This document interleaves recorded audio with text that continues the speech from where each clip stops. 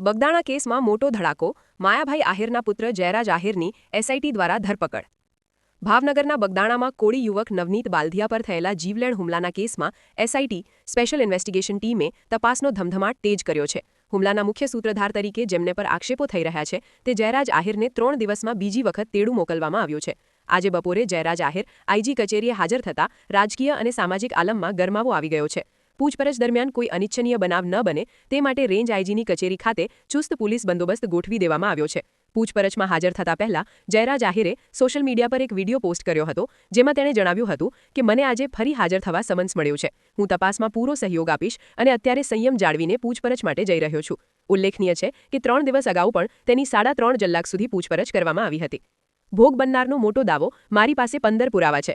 બીજી તરફ હુમલાનો ભોગ બનનાર નવનીત બાલધિયાએ એસઆઈટી સમક્ષ હાજર થઈને 15 જેટલા મહત્વના પુરાવા સોંપ્યા હોવાનો દાવો કર્યો છે. નવનીતનો આક્ષેપ છે કે આ હુમલો જયરાજ આહિરે જ કરાવ્યો છે. હુમલા સમયે હુમલાખોરો કોની સાથે વિડીયો કોલ પર વાત કરી રહ્યા હતા તેની તપાસ થવી જોઈએ. નવનીતે ચીમકી આપી છે કે જો ન્યાય નહીં મળે તો સમાજનું મોટું સંમેલન બોલાવવામાં આવશે.